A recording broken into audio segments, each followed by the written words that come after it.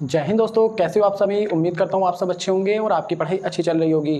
दोस्तों आज की वीडियो में डिस्कस करने वाले हैं 10th क्लास फिजिक्स के मोस्ट इंपॉर्टेंट टॉपिक्स, जिनको यदि आप तैयार कर लेते हैं तो आपको उनके अलावा एक भी क्वेश्चन कहीं से बाहर से तैयार करने की ज़रूरत नहीं है। दोस्तों यदि आप ये क्वेश्चन तैयार कर लेंगे तो आपका पूरा ही पेपर फिजिक्स का कंप्लीट हो जाएगा। बस आपको इन्हीं टॉपिक्स को अच्छे से तैयार करना है। दोस्तों साथ ही मैं आपको इनमें से भी बताने वाला हूँ कि कौन से क्वेश्चन बहुत ही ज़्यादा इंपॉर्टेंट है, उन पर मैं बाद में स्टार मार्क कर दूंगा, जिन्हें यदि आप तैयार कर लेते हैं तो उन क्वेश्चंस को भी आप यदि अच्छे से तैयार कर लेते हैं तब भी आप अच्छे नंबर लेकर आ सकते हैं। तो चलिए दोस्तों करते हैं स्टार्ट और देखते हैं कि हमारा पहला क्वेश्चन क्या है। दोस्तों हमारा पहला क्वेश्चन है प्रकाश का परावर्तन किसे कहते हैं और इसके नियम लिखिए। दोस्तों ये क्वेश्चन ये समझ लीजिए बहुत ही ज़्यादा इंपॉर्टेंट है, वेरी वेरी इंपॉर्टेंट क्वेश्चन है, आपको इसे नहीं छोड़ना है, ये बहुत ही ज़्यादा ज़रूरी है। यदि आप इस क्वेश्चन को तैयार कर लेते हैं तो आप अपने 2 नंबर मानकर चल सकते हैं। इसके बाद अगला क्वेश्चन है प्रकाश का अपवर्तन किसे कहते हैं और इसके नियम क्या हैं। दोस्तों ये भी क्वेश्चन बहुत ही ज़्यादा इंपॉर्टेंट है, कई बार एग्जाम के अंदर पूछा जाता है। और दोस्तों इसमें आपको एक क्वेश्चन और तैयार करना है कि स्नेल का नियम किसे कहते हैं। दोस्तों जब आप अपवर्तन के नियम को तैयार करेंगे तो उसके अंदर ही स्नेल का नियम भी होता है, जिसे हम बोलते हैं साइन आई बटे साइन आर बराबर नियतांक या अपवर्तनांक। दोस्तों स्नेल का नियम भी कभी कभी अलग से पूछ लिया जाता है, वो भी आपको तैयार कर लेना है। इसके बाद तीसरा क्वेश्चन है दोस्तों आपका कि उत्तल दर्पण और अवतल दर्पण की परिभाषा और उसके उपयोग। दोस्तों ये आपसे पूछा जाता है कि उत्तल दर्पण किसे कहते हैं और इसके उपयोग क्या हैं। इसी तरह से आपसे अवतल दर्पण भी पूछा जा सकता है और उसके उपयोग पूछे जा सकते हैं। तो दोस्तों ये बहुत ही ज़्यादा इंपॉर्टेंट है, कभी कभी इनके बीच में अंतर भी पूछ लिया जाता है, तो दोस्तों आपको इसे भी जरूर तैयार करना है। उसके बाद आता है अगला दोस्तों क्वेश्चन नंबर 4 है लेंसों के प्रथम व द्वितीय फोकस दूरी प्रकाशिक केंद्र की परिभाषा। दोस्तों आपको यहाँ पर जो है लेंसों की जब हम पढ़ते हैं तो उसमें दोस्तों 2 फोकस होते हैं, एक होता है प्रथम फोकस, एक होता है द्वितीय फोकस। दोस्तों आपको दोनों की परिभाषा तैयार करनी है, साथ ही लेंसों की जो फोकस दूरी होती है वो और दोस्तों प्रकाशिक केंद्र, इसकी भी परिभाषा आपको अच्छे से तैयार कर लेनी है।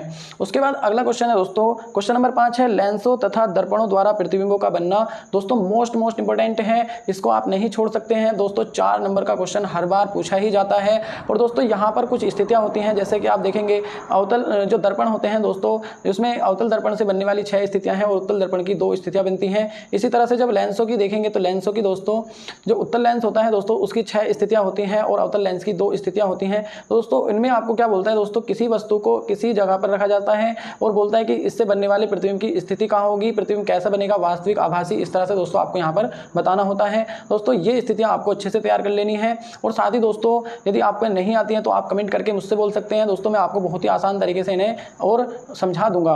दोस्तों चलिए आगे देखते हैं कि अगला क्वेश्चन जो है हमारा दोस्तों क्वेश्चन नंबर 6 है लेंस की क्षमता। दोस्तों एक छोटा सा क्वेश्चन पूछा जाता है 2 नंबर के अंदर कि लेंस की क्षमता क्या होती है और इसका फॉर्मूला पूछ लिया जाता है, जो कि होता है P बराबर 1/f या 100/f। इस तरह से दोस्तों ये फॉर्मूला तैयार कर लेना है। इसके बाद अगला क्वेश्चन है दोस्तों क्वेश्चन नंबर 7 निकट दृष्टि दोष व दूरदृष्टि दोष क्या है, इसके कारण और निवारण। दोस्तों इस क्वेश्चन को आपको बिल्कुल भी नहीं छोड़ना है, मोस्ट इंपॉर्टेंट क्वेश्चन है, क्योंकि कई बार ये क्वेश्चन जो है दोस्तों एग्जाम के अंदर पूछा जाता है। और इसके अंदर दोस्तों आपको किस तरह से क्वेश्चन पूछेगा वह यही रहेगा कि पहले पूछेगा दोस्तों निकट दृष्टि दोष किसे कहते हैं, फिर उसके कारण पूछ लेगा और दोस्तों उसके उपाय भी पूछ लेगा। दोस्तों ये आपको पूरा स्ट्रक्चर के माध्यम से ही अच्छे से तैयार करना है। और दूरदृष्टि दोष के लिए भी दोस्तों इसी तरह से स्ट्रक्चर बनाकर इसके कारण की भी मतलब इसके जो दोष होता है उसके भी स्ट्रक्चर होती है, फिर इसका जब निवारण करते हैं दोस्तों उसकी भी स्ट्रक्चर होती है। दोस्तों आपको अच्छे से उसको तैयार कर लेना है। आप अगला क्वेश्चन देखेंगे कि क्वेश्चन नंबर 8 है यहाँ पर कि दर्पण और लेंसों से संबंधित आंकिक प्रश्न। दोस्तों यहाँ पर आपको न्यूमेरिकल बनाने हैं। दोस्तों नॉर्मली जो न्यूमेरिकल होते हैं दोस्तों वो 2 ही तरीके से यहाँ पर पूछे जाते हैं। दोस्तों एक तो पूछ लिया जाता है कि फोकस दूरी या प्रतिबिंब की स्थिति या वस्तु की स्थिति दोस्तों पूछ ली जाती है। फॉर्मूला होता है 1/f बराबर 1/v प्लस 1/u। दोस्तों दर्पण के लिए ये फॉर्मूला यूज होता है, इसी तरह से इसे दर्पण सूत्र हम कहते हैं। इसी तरह से दोस्तों लेंस के लिए भी कभी कभी पूछता है 1/f बराबर 1/v माइनस 1/u। दोस्तों इसलिए इस क्वेश्चन इन फॉर्मूले को आपको अच्छे से तैयार करना है, इससे रिलेटेड न्यूमेरिकल भी आपको तैयार कर लेने हैं। दूसरा दोस्तों आवर्धन क्षमता से या लेंस की क्षमता से भी दोस्तों आपको कभी कभी क्वेश्चन पूछता है, तो उसको भी आपको अच्छे से तैयार करना है। इसी तरह से दोस्तों मैं आपको न्यूमेरिकल भी कराने वाला हूँ, आपको दोस्तों बस 10 न्यूमेरिकल में कराऊंगा। इससे रिलेटेड 10 न्यूमेरिकल यदि आप अच्छे से तैयार कर लेंगे तो आपके 100% कोई भी न्यूमेरिकल नहीं छूटेगा। इसी तरह से अगला देखेंगे दोस्तों, अगला टॉपिक है हमारा कि क्वेश्चन नंबर जो 9 है वो दोस्तों प्रकाश का वर्ण विक्षेपण और कारण क्या होता है। दोस्तों प्रकाश का वर्ण विक्षेपण की परिभाषा और उसका कारण दोस्तों आपको अच्छे से तैयार करना है। दोस्तों साथ ही यहाँ पर आपको विबग्योर के बारे में थोड़ी सी जानकारी अच्छे से ले लेनी है, जिसमें कि जो इंद्रधनुष जो होता है दोस्तों किस तरह से बनता है उसके बारे में भी थोड़ा सा आपको अच्छे से जानकारी ले लेनी। दोस्तों हमारा जो अगला टॉपिक है क्वेश्चन नंबर 10 या टॉपिक नंबर 10 दोस्तों है नेत्र की समंजन क्षमता। दोस्तों आप इसको भी अच्छे से तैयार करेंगे। उसके बाद अगला है दोस्तों 11वां कि तारे क्यों टिमटिमाते हैं और ग्रह क्यों नहीं टिमटिमाते। दोस्तों ये क्वेश्चन आपको रीजन वाइज क्वेश्चन है दोस्तों, इसमें रीजन पूछ लिया जाता है कि ऐसा क्यों होता है या ऐसा क्यों नहीं होता है। दोस्तों आप इसको जरूर तैयार कीजिएगा। 4 नंबर के अंदर दोस्तों सिंपल सा क्वेश्चन है, आपसे पूछा जा सकता है कि ऐसा क्यों होता है। दोस्तों आपकी इसको बस घटना पता होनी चाहिए, किस घटना के कारण प्रकाश के जो तारे हैं वो टिमटिमा रहे हैं और उपग्रह किस घटना के कारण नहीं टिमटिमा रहे हैं। दोस्तों आप इस क्वेश्चन का आंसर बड़े आसानी से दे पाएंगे। उसके बाद अगला है दोस्तों आकाश का रंग नीला और खतरे का रंग लाल क्यों होता है। दोस्तों क्वेश्चन नंबर 12 है ये, इसमें भी आपको दोस्तों अच्छे से तैयार करने हैं कि ऐसा क्यों होता है कि आकाश का रंग नीला दिखाई देता है और खतरे के रंग को लाल रखा जाता है। दोस्तों इसको भी आपको तैयार कर लेना है, ये भी हमारा कारण पर ही आधारित क्वेश्चन है। आपका 13वां क्वेश्चन है या 13वां टॉपिक दोस्तों चालक का प्रतिरोध और ये किन किन कारकों पर निर्भर करता है। दोस्तों मोस्ट इंपॉर्टेंट है कि चालक का प्रतिरोध क्या होता है, यानी प्रतिरोध किसे कहते हैं, और साथ ही ये किन किन चीज़ पर निर्भर करेगा, ताप पर, पृष्ठ क्षेत्रफल पर, इस तरह की जो चीज़ें हैं चालक तार की लंबाई पर निर्भर ये करता है। दोस्तों आपको इनको अच्छे से थोड़ा सा यहाँ पर दोस्तों इसे तैयार कर लेना है। आप अगला क्वेश्चन देखेंगे दोस्तों ओम का नियम और इसका दोस्तों सत्यापन मोस्ट इंपॉर्टेंट है दोस्तों, कई बार एग्जाम के अंदर पूछा गया है और पूछे जाने की पूरी संभावना है, तो इसलिए आप इसको भी अच्छे से तैयार करेंगे कि ओम का नियम किसे कहते हैं। V बराबर IR, इसका दोस्तों आपको फॉर्मूला भी याद लिखना है और इसका मात्रक दोस्तों वहाँ पर आपको प्रतिरोध का जो मात्रक होता है वो भी दोस्तों आपको यहाँ लिखना है और साथ ही इसका सत्यापन भी दोस्तों आपको अच्छे से करना है। इसके बाद अगला देखेंगे कि चालक का जो विशिष्ट प्रतिरोध होता है दोस्तों वो क्या होता है। दोस्तों विशिष्ट प्रतिरोध कहेगा या दोस्तों इसे प्रतिरोधकता भी कहते हैं, इसे दोस्तों रो से दिखाया जाता है, ये भी आपसे यहाँ पर पूछा जाता है। दोस्तों इसका मात्रक भी कभी कभी पूछ लिया जाता है, तो मात्रक भी आपको इसका अच्छे से तैयार करना है।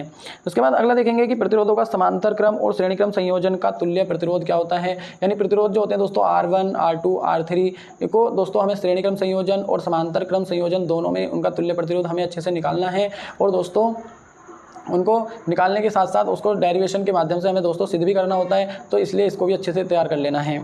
उसके बाद आगे देखेंगे कि विशिष्ट विद्युत शक्ति सामर्थ्य तथा V व I, R व V और I व R के पदों में शक्ति का सूत्र। दोस्तों मोस्ट इंपॉर्टेंट है, यहाँ से आप इसको क्वेश्चन को मान के चल सकते हैं कि विद्युत शक्ति किसे कहते हैं और साथ ही इसमें दोस्तों संबंध पूछता है। कभी कभी विद्युत शक्ति P बराबर जो होता है दोस्तों P बराबर कितना होता है दोस्तों, I R के पदों में पूछ सकता है, V I के पदों में पूछ सकता है और साथ ही दोस्तों R और V के पदों में दोस्तों यहाँ पर पूछ सकता है। तो ये तीनों के ही पदों में दोस्तों आपको अच्छे से तैयार करना है विद्युत शक्ति का फॉर्मूला।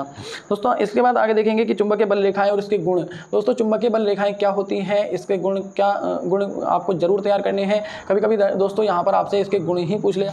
इसके बाद आगे देखेंगे दोस्तों हमारा 19वां क्वेश्चन है मैक्सवेल के दाएं हाथ के अंगूठे का नियम।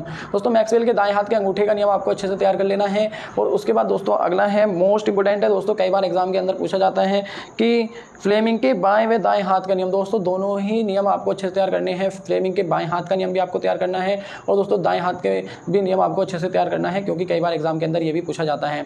उसके बाद अगला देखेंगे दोस्तों यहाँ पर कि विद्युत चुंबकीय प्रेरण और प्रेरण के नियम। दोस्तों विद्युत चुंबकीय प्रेरण किसे कहते हैं, प्रेरण के जो नियम हैं दोस्तों वो आपसे पूछे जा सकते हैं, तो दोस्तों इसे भी आपको अच्छे से तैयार कर लेना है। उसके बाद अगला है दोस्तों क्वेश्चन नंबर 22 जो कि बहुत ही ज़्यादा इंपॉर्टेंट है, आप इसको नहीं छोड़ के जा सकते। एक समान चुंबकीय क्षेत्र में रखे धारावाही चालक पर लगने वाला बल और उसकी दोस्तों आपको गणना करनी है, जो कि होती है F बराबर IBL sin थीटा। दोस्तों आपको अच्छे से उसको टॉपिक को तैयार करना है, विद डेरिवेशन आपको इसको तैयार कर लेना है और आपको इस क्वेश्चन को बिल्कुल भी नहीं छोड़ना है।